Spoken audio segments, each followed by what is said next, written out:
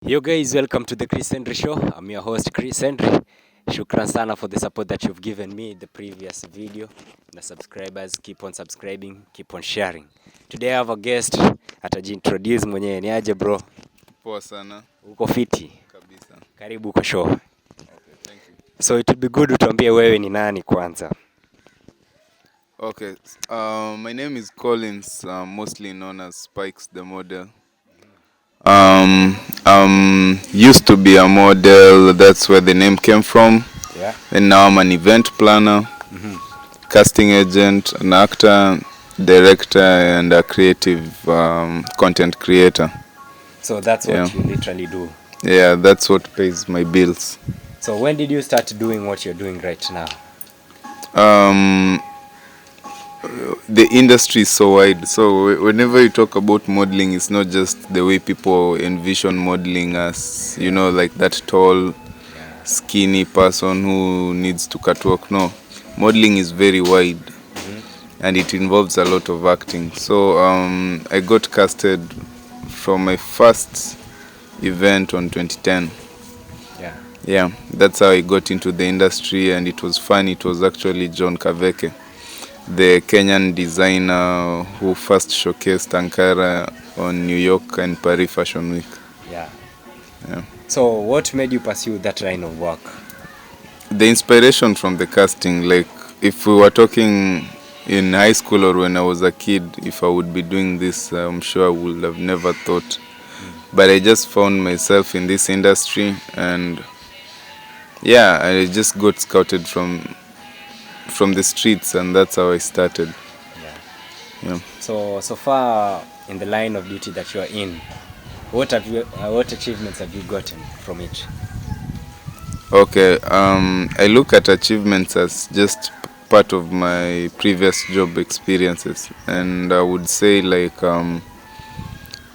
meeting Shenu Huda and Shonu Shama, who are like Kenya Worldwide Fashion Week casting agents, organizers, and directors.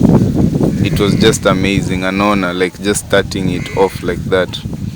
And then collaborating with my friend called Sajay Suits. Right now he's based in Nanyuki, but still also in Nairobi, but mostly in Nanyuki. Yeah, these are the people like I'm really appreciating more in this, and looking at it like as an achievement, just working with them. Yeah, featuring in Netflix original series since 8, season 2. It was such a crazy experience, and I'll just break it now down to being EABL's brand ambassador. Yeah. For Utadu campaign. Yeah, bro, kumbe umemake it. Kumake it mazeni hadi mazee you know, you can never be satisfied with always making any moves. You always want to make better. When it gets up to Netflix, Buddha, a lot of people need to get that far, but it's a big achievement to you, I see. So where are you currently based at? Unakaa maeneo gani? I'm based in Nairobi. Yeah. But I'm very much flexible to whatever the project I'm doing. So I move a lot. So far for the celebrities, how many of them do you know, and how many have you worked with? It's funny, actually Kenyans don't really recognize or consider celebrities that much. Yeah. Especially in the outdoor parties or drinking clubs or whatever. So maybe if it's in terms of celebrity within our industry, yeah, it's a bunch. Whenever you do events, you have to know all these people so that you can even like negotiate prices well with them, come to a good understanding. Yeah. So currently you say you do choreography, you teach even models. So how many groups have you managed to teach since? So many. Like like I'm breaking it down to campus level. So coming to Nairobi, I was joining campus, and that's how I got casted into the industry. Yeah. Then after doing a bunch of high fashion runways, doing some commercials, You know, these are the adverts, TVCs and billboards, and doing brand ambassador jobs. These are activations of drinks or new products in the market, Yeah. or becoming the brand ambassadors to just like activate it in various locations. Like one of the best I've ever worked with was Blaze by Safaricom. Yeah. When it was launching, it made us travel the whole of Kenya to just activate it. It was such an experience. So your But recently lot that you trained, which so is like when comparing all this to like pageantries is where now like KU, Mr. and Miss KU, Mr. and Miss UON, yeah. MKU, NIBS, Presbyterian, like St. Paul's University, Yeah. so many other universities. Like the list is endless with universities because that's where I started from. Yeah. Yeah, to the point where now I'm done my own events. Like we did the whole worldwide launch of Black Panther fashion segment. So you even Yeah, done in Black Kisumu, Panther. yes. Wow, it's a great achievement. Yeah, and that was actually involved with county government. Yeah, and we realized like it's not like other county governments. They were a bit disciplined. Yeah. Yeah. So in your line of work, which lot maybe in pageants that you've trained, you see that is the disciplined lot that you've trained since the start of your career? The most disciplined lot, yeah. Yeah. Like so many years I've trained Mr. and Miss Jacquard. I always like their response.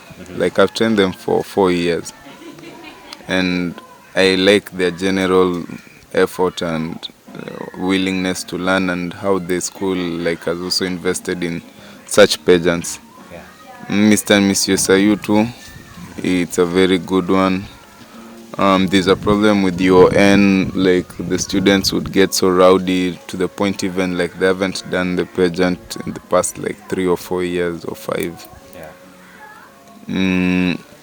Yeah, so So in short, there are so many. there's so many, but I would give my first priority to JQuat if it's campus. Okay. But if it's like this international pageants, I would give it to Miss Earth, Yeah. Miss Universe. That is, if you get out of Kenya, that's when like it's really important. Yeah. Yeah, and Miss Tourism. And which like Miss Tourism and Miss Earth, I'm the one who actually trained them this year. So if I may ask, are you under an organization or you are? I always freelance because yes, because I have a negative belief with agencies, because since I've been in this industry personally, I've never met an agency that gives me 100% satisfaction that they are genuine. Even the ones that really look genuine, they're not genuine, because they have to like find ways of making money for them to survive. Yeah. And by making money, they have to use models. So there's a lot of complications and challenges that models face, especially like the judgment of a lady just being like you're whoring around or just looking for a sponsor, when they're actually trying to create a brand out there. So it becomes a thing, you know, after events, making all this network and connections, but then some don't look at it in a professional level. And you know, once business and like pleasure gets mixed up, there will be no job that makes sense out of it. So if I may ask, what are the challenges that you faced as a freelancer, choreographer maybe, or challenges that you faced in your line of duty since you started? It's the negotiation part. Like freelancing, I might get calls from people who already know me for specific jobs, or just new people who are trying me for the first time. Yeah. And either way, even the people who know me or the new people might think that they might not like afford me, and then there are others who feel like it's like I should just like bring in my services, you know. And you know, at the end of the day, like there's those events that I don't mind at all doing without a pay. Yeah. But at certain times I can negotiate, because it depends which kind of caliber of events am I doing. Is it worth not getting the pay, you know? So these are the kind of challenges, like, because you can't point out any model in his life here who hasn't done an event that involved them losing some money or not being paid or having some issues with the event organizers or something like that. These are things that always happen. Yeah. So, if I may ask, so if the government foresees your line of duty right now and gives you support, what will you do to the people, to the society? You know, first of all, I believe charity begins at home. So I would like start with this industry that I've seen deteriorating every year and year. This fashion industry, modeling industry. So you know, right now people have like all these kinds of pageants that are popping, and they're using models. Models are investing so much in them to try and get some outcome that is being promised, and most of them don't get. They even lose more participating than gaining. So there should be a body that manages all these modeling activities, from every model who's registered without paying a fee. They're just recognized as models, and agencies approved to be genuine agencies, because there's not so much genuine agencies out there. They're all using models. Yeah, and the body manages the pageants that are popping up, so that no one can just decide tomorrow, okay, let's do Mr. and Miss Malindi or Coast or whatever. Like, you cannot just come up with anything. Yeah, so I feel like that's the first step that I will do, and through it we'll make sure it translates to other creatives like actors, artists, you know, all that. Yeah. So, what did you aspire to do, but then you did and it failed at last, which makes you regret till now? Regrets. I actually don't like dwelling on regrets or the past of what happened, which cannot affect me in any way. But the thing is, like, I'm still trying to complete a book that I'm working on, which will be called like the formula URDL squared, like your DL squared. It's a book about modeling, but then modeling is not just a model. Model is anyone who presents themselves in a certain way in a different environment. Like right now, if you are talking to somebody, like let's say it's an elderly person, you won't be talking to them the same way like you would be talking to me or somebody who's like your age mate or some kid.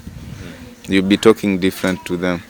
So yeah, like that kind of presentation, from dressing to how you talk and present yourself, it's all modeling. Like when they're on the runway or they're presenting themselves in a certain way, walking to the shop, or even like going to the counter to get a beer or a glass of wine, from the way they hold that glass of wine, it's all body language, facial expressions, presentation, like to create this impression, because it's normal in humans' mind to always jump into conclusions.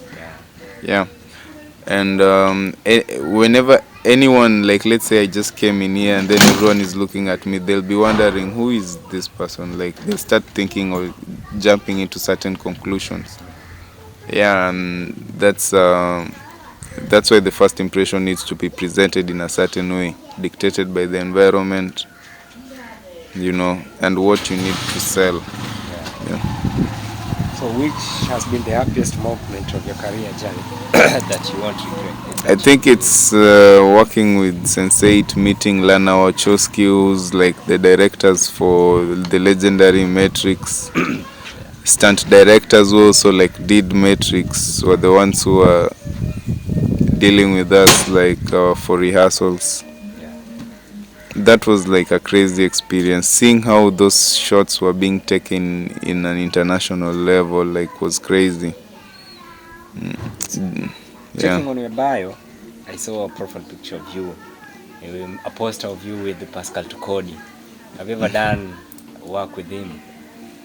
Yeah, Pascal Tokodi, we were together the brand ambassadors for EABL.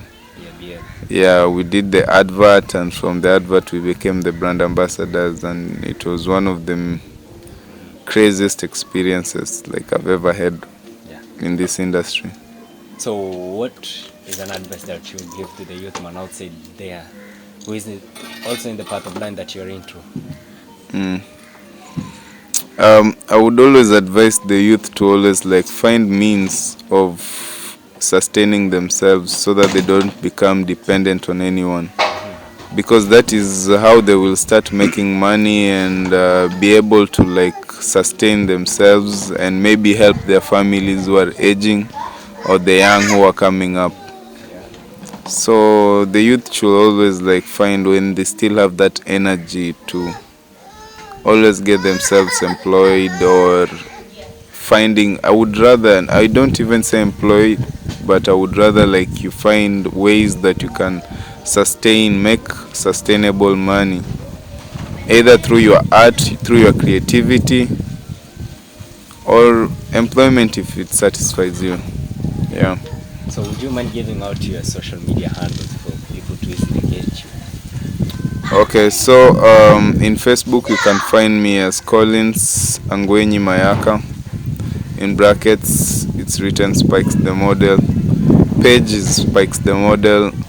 Instagram, find me at Spikes the Model, one word.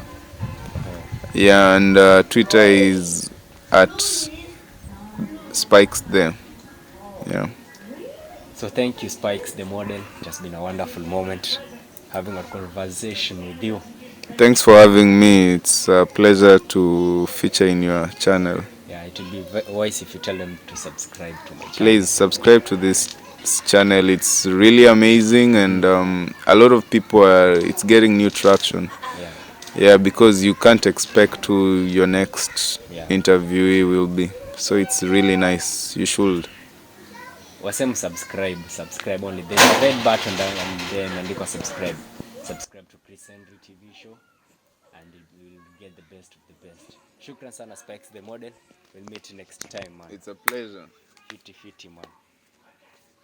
So guys, next time we don't know who it will be. Maybe ni kwako. Tutakuja tu. Usijali. See you next time here on Chris Henry TV show. Bye bye.